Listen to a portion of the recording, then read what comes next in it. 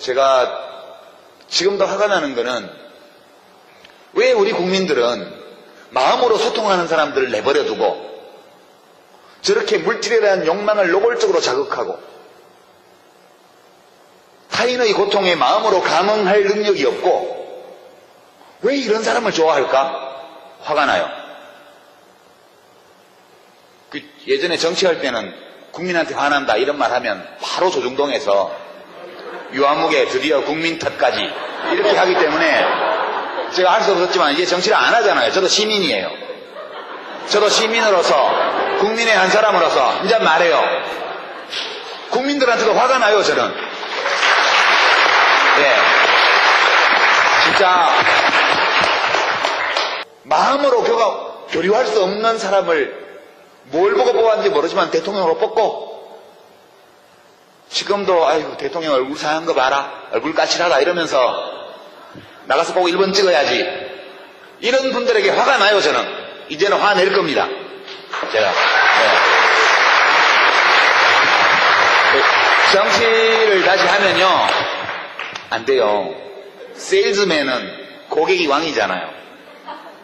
직업 정치는 세일즈하고 거의 비슷합니다. 무조건 수요자에게 맞춰야 돼요. 내가 제품에 하자가 있는 걸 알아도 경쟁사의 제품에 하자가 있고 내 제품에 하자가 있는 걸 알아도 말할 수 없어요. 그 고객이 불합리한 구매 행위를 해도 나는 팔아야 돼요. 이거 이건 전혀 성격이 다른 일인 것 같아요. 저는 고객들을 앞으로도 상대하는데요. 제 물건 팔려고 상대하는 게 아니고 물건 똑바로 사라고 이야기하는 그런 일을 하고 싶어요. 박근혜 대통령은 저질은 아닌 것 같아요. 이명박 대통령처럼 저질은 아니에요. 그러나 좀 다른 글자가 들어가는 질 같아요. 여러분 마음대로 상상하십시오. 제가 그 세월호 사고가 날 때 진도에 있었거든요. 팽목항에서 자동차로 10분 거리에 있는 민박집에서 대한민국 현대사에 대한 글을 마무리하고 있었어요. 아침에 잠깐 민박집 아저씨가 저 앞에 배가 사고 났는데 애들은 다 구했다더라 그렇게 얘기를 해서 그런 줄 알았어요. 점심 먹으러 나왔다가 애들이 다 죽었다는 것을 알게 됐죠. 그 다음날 진도에서 나왔는데요. 잠이 잘 안 오고 밥 먹다가 이렇게 목이 막 막히고 밤에 저 혼자 민박집에서 방문을 걸어 잠겨놓고 막 소리를 지르고 그렇게 되더라고요. 제가. 그래서 그 진도에 더 있으면 안 될 것 같아서 막 그 민박집에 사람도 아무도 없었는데 나밖에 없었는데 막 기자들이 밀려들고 난리예요. 그래서 이제 제가 그날 짐을 사서 나왔는데 박근혜 대통령이 진도 체육관에 처음 갔을 때 눈물이 나와야 정상이에요. 그렇죠? 우리의 이 눈물샘이라는 거는 이거는 자율신경이에요. 내가 울어야 되겠다 이렇게 해서 울 수도 있지만 나의 의지와 상관없이 내 마음속에 슬픔이 차오르면 저절로 눈물샘이 자극되도록 우리가 설계되어 있잖아요. 어떻게 그 진도체육관에 와서 안 울 수가 있어요? 저는 그게 정말 이해가 안 되더라고요. 기자회견장에서는 눈물이 나는데 진도체육관에서 왜 안 나죠? 저는 이거는 아닌 것 같다. 우리 사회가 기본적으로 우리가 나눠야 될 것은 마음이잖아요. 저는 이 세월호 사건의 원인은 부정부패라고 생각해요. 정실인사, 뇌물 이게 다 돈이 오고 갔든 안 갔든 원칙과 상식에 어긋나는 반칙과 편법, 불법을 저지른 부패잖아요. 네, 질문지들을 좀 주셨는데요. 다시 정치 안 하시나요? 이 질문인데요. 실제로 노 대통령께서 돌아가시기 얼마 전에 제가 마지막 뵈었을 때 4월 20일인데요. 4월 19일 날, 물론 그 뒤에 이제 검찰에 가시던 날도 뵈었고 그러긴 했습니다만 4월 19일 날 이제 저를 버리셔야 됩니다. 이 글을 홈페이지에 올리신 걸 보고 제가 그 다음날 아침에 무작정 차를 타고 이제 엄청 사진이 많이 찍힌 날입니다. 그날.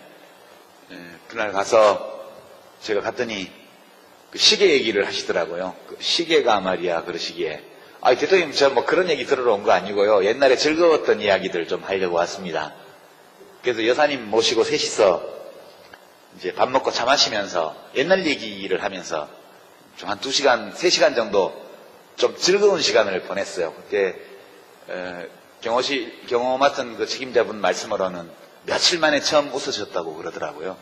그래서 제가 나와서 이제 한명숙 총리하고 이해찬 총리한테 전화드려가지고 전화하면 오지 말라고 막 그러시는데 화를 내시는 막 오지 말라고 절대 오지 말라고 막 얼굴 끄실린다 이러시면서 이제 기자들 있고 하니까 오지 말라고 그러시는데 가니까 되게 좋아하십디다.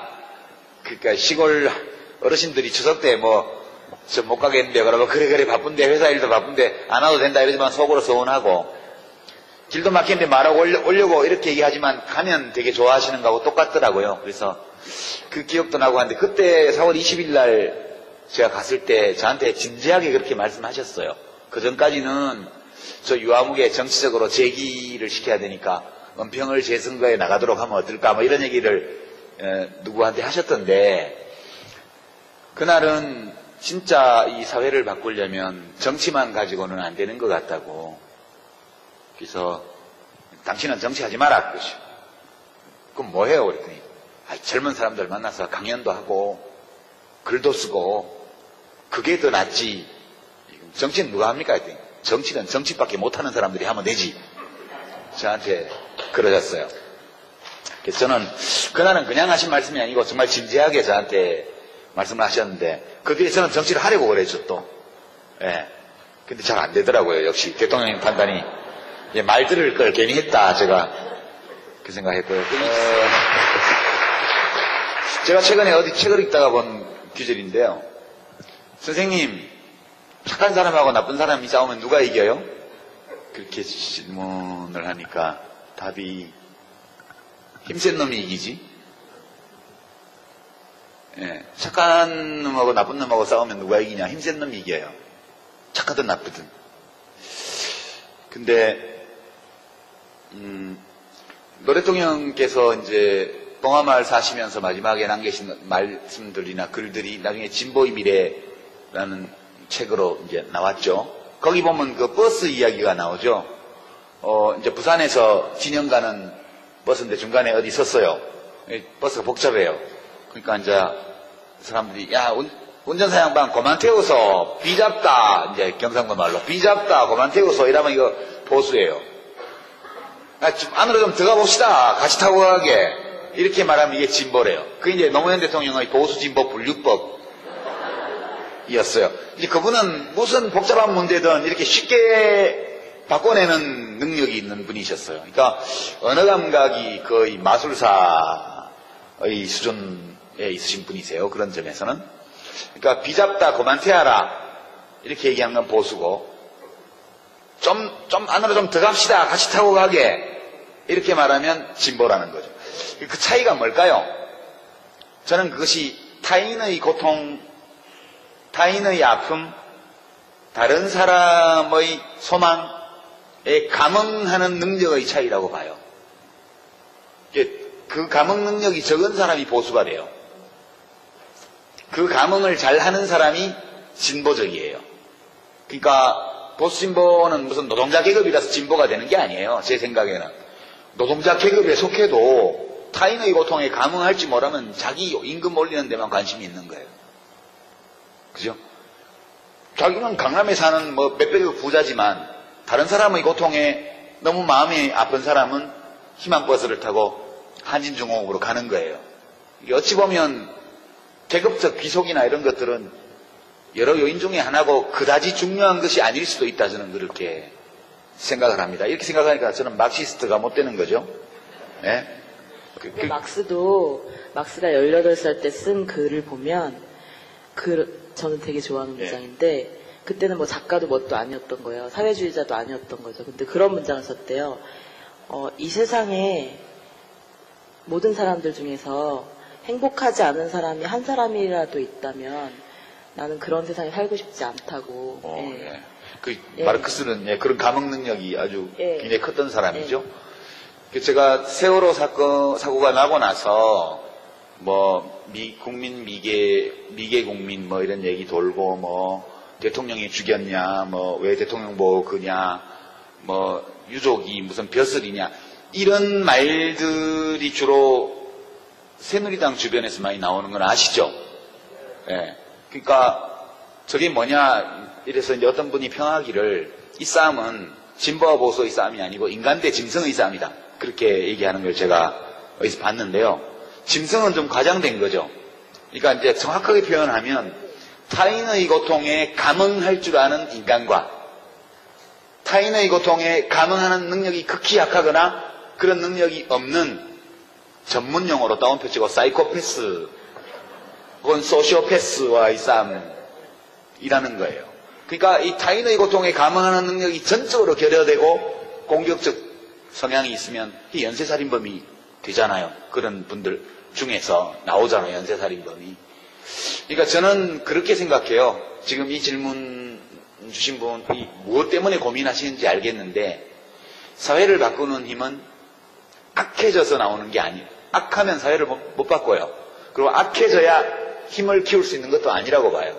진짜 큰 힘, 우리 대한민국을 이만큼의 민주주의라도 이루어지는 나라로 만든 힘이라는 것은 그 자체로서는 작지만 약하지만 선한 마음들이 수백만 수천만이 모여서 이 변화를 만들어낸 거기 때문에요.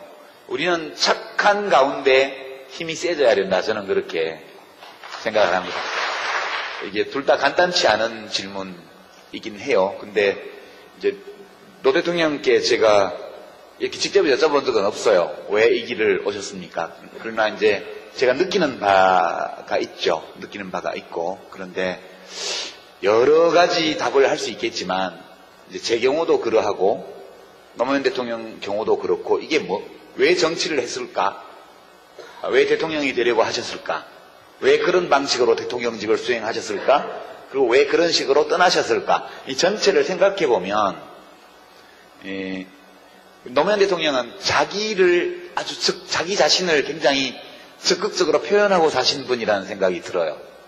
이게 이제 자아실현이라는 말이 자기 자신의 가능성, 자기의 개성, 그리고 자기의 지향, 그러면 내가 도달할 수 있는 가장 높은 곳까지 도달하려는 의지, 이런 것들이 이제 자아거든요. 노무현 대통령은 이제 속된 표현으로 하면 야심이 이만저만한 분이 아니셨어요. 그 야심이 내가 대통령이 돼야 되겠다. 이거는 그렇게 큰 야심이 아니에요. 그분의 야심은 반칙하지 않고도 이길 수 있다는 것을 보여주겠다. 그런 거예요. 그거는 대통령이 되는 것보다 훨씬 어려워요. 대통령이 되는 것을 목표로 삼으면 그냥 반칙을 해서라도 하면 되죠.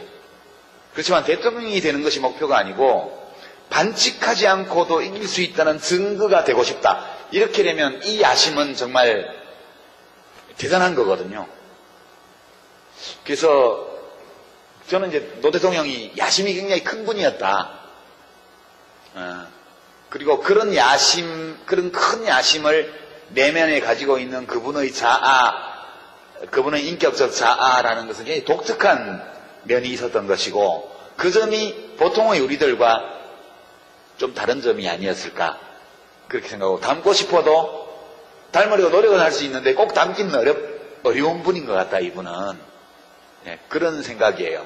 그리고 이 목표는 사실 꼭 대통령이 됨으로써만 이룰 수 있는 것은 아니고 우리가 일하고 있는 모든 공간에서 정직하게 반칙하지 않고 살아도 성공할 수 있다는 걸 보여줄 수 있는 방법은 참 다양하게 많은 것 같아요. 그래서 저는 우리가 대통령과 비슷한 야망을 품어도 되지 않나? 그런 생각도 한편으로 하고요. 제가 정치를 한 거는 사실은 이제 저는 경상도 출신이고 서울대를 나왔고 그런데 그게 다 싫어요. 문화적으로. 옛날에 프랑스 대혁명기 미국 독립전쟁 때 라파에트라는 프랑스 귀족이 있었는데 그 사람은 미국까지 배 타고 건너와가지고 독립전쟁 하는데 미국 편을 들고 그랬죠. 근데 라파에트가 왜 미국 독립전쟁에 가담했을까? 이제 이거에 대해서 여러 가지 분석이 있는데 어떤 학자가 분석하기로는 그 당시 유행하던 춤을 출 줄 몰라서 그러니까 귀부인들이 살롱에 왔다 갔다 하면서 노는 게 체질에 안 맞아서 이제 전쟁터로 갔다는 거죠. 그런 면이 좀 있는 것 같아요. 저는 사실 너무 화가 나서 그때 정치를 했고요. 솔직히 노무현 후보 시절에 그렇게 사람들이 가볍게 여기고 업신여기고 이렇게 하는 걸 보면서 진짜 분통이 터져가지고 했고요. 저는 그분을 꽤 오랫동안 알아왔지만 제가 서울대를 비롯한 이른바 명문대 운동권에서 직접 겪어보았던 그 어떤 분들보다 뛰어난 분이셨어요. 저는 능력 있는 사람을 좋아해요. 제가 사실 특성이 똑똑한 사람 좋아하고요. 능력 있는 사람을 좋아하고 의지가 강한 사람 좋아하고 걸출한 어떤 사람을 흠모하는 경향이 저한테 있어요.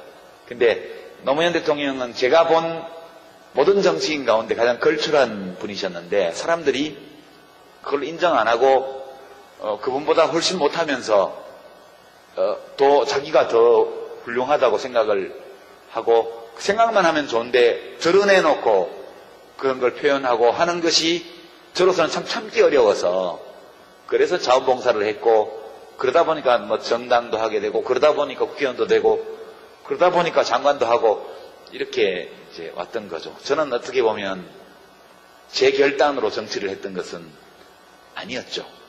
그런 거고 그렇습니다. 그리고 저는 노 대통령님보다 글을 잘 쓰거든요. 정치는 잘 못하지만 그렇게 말씀드리고 그러니까 그 노무현 대통령의 모든 삶과 죽음은 그 노무현이라는 자연인의 자기 표현이었다. 저는 그렇게 생각합니다. 그 다음에 두 번째 이제 소위 새누리당 보수 세력, 현재 집권 세력 이분들도 진짜 애국심이 있냐? 그죠? 진짜 나라를 위해서 일하려고 하냐? 그냥 말만 그렇게 하고 실제로는 자기 이익만 누리려고 하나? 덕담을 해줄 수 있으면 좋겠는데요. 그분들도 그런 좋은 의도를 갖고 있어. 이렇게 말씀해 드릴 수 있으면 참 좋겠는데 제가 겪어본 바로는 도저히 양심상 그렇게 말 못하겠습니다. 옛날 정치할 때 같으면 그렇게 말할 거예요. 저도 점수를 따야 되기 때문에. 근데 솔직히 제가 국회 안에서 안팎에서 겪어본 걸로는 악한 점이 있어요. 악한 점이. 근데 이 악한 점이 원래부터 타고난 어떤 사악함을 내면에 갖고 있다기보다는 그냥 생각이 없는 거예요. 이게 한나 아렌트가 이야기한 악의 평범성 또는 비속성이라는 건데요. 그 세월호 희생자의 유가족 입장에 서보지 않기 때문에 미개국민 발언이 나오는 거거든요. 그러니까 악의 평범성이라는 것은 그 바날러티라고 영어로서는 그게 우리는 평범성으로 해석을 하는데 제 판단에는 비속성이라고 말하는 게 더 표현하는 게 맞는 것 같아요. 그러니까 내가 저 사람 입장에서 생각을 안 해보는 거예요. 그게 한나 아렌트가 예루살렘의 아이히만이라고 하는 책에 쓴 개념인데요. 그 사람이 나치의 학살 명령을 그대로 집행한 수용소 책임자인데 뭐라고 주장했냐면 나는 그냥 국가의 명령에 따라서 애국심에서 지시대로 나의 직분에 따라서 내가 할 일을 했다. 그렇게만 주장하죠. 그건 정직한 태도고 그럴 수도 있어요. 그러나 역지사지를 전혀 안 해본 거죠. 그러니까 이 생각 없음을 한나 아렌트는 악이라고 그랬거든요. 제가 이제 새누리당이나 최근 이 세월호 사태를 둘러싸고 온갖 이해할 수 없는 말들을 내뱉는 사람들을 볼 때 그분들이 마음속에서 어떤 절대 악을 갖고 있기 때문이 아니고 이 생각 없음이라는 이 악의 비속성 이 무엇인지를 제일 잘 보여주고 있다고 저는 보는 거예요. 생각하지 않으면 악에 빠지게 돼요. 생각하지 않으면 악에 물들게 돼요. 생각이 없으면 악을 저지르게 돼요. 악에 가담하게 돼요. 악이라는 것은 특별한 무엇으로 존재한다기보다는 우리들 각자의 내면에도 일정 부분 있을 수밖에 없는 어떤 요소다. 저는 그렇게 생각합니다. 제가 지금도 화가 나는 거는 왜 우리 국민들은 마음으로 소통하는 사람들을 내버려두고 저렇게 물질에 대한 욕망을 노골적으로 자극하고 타인의 고통에 마음으로 감응할 능력이 없고 왜 이런 사람을 좋아할까? 화가 나요. 예전에 정치할 때는 국민한테 화난다 이런 말 하면 바로 조중동에서 유아무개 드디어 국민 탓까지 이렇게 하기 때문에 제가 할 수 없었지만 이제 정치를 안 하잖아요. 저도 시민이에요. 저도 시민으로서 국민의 한 사람으로서 이제 말해요. 국민들한테도 화가 나요. 저는 진짜 마음으로 교류할 수 없는 사람을 뭘 보고 뽑았는지 모르지만 대통령으로 뽑고 지금도 아이고 대통령 얼굴 상한 거 봐라 얼굴 까칠하다 이러면서 나가서 꼭 1번 찍어야지 이런 분들에게 화가 나요. 저는 이제는 화낼 겁니다. 제가 정치를 다시 하면요 안 돼요. 세일즈맨은 고객이 왕이잖아요. 직업 정치는 세일즈하고 거의 비슷합니다. 무조건 수요자에게 맞춰야 돼요. 내가 제품에 하자가 있는 걸 알아도 경쟁사의 제품에 하자가 있고 내 제품에 하자가 있는 걸 알아도 말할 수 없어요. 그 고객이 불합리한 구매 행위를 해도 나는 팔아야 돼요.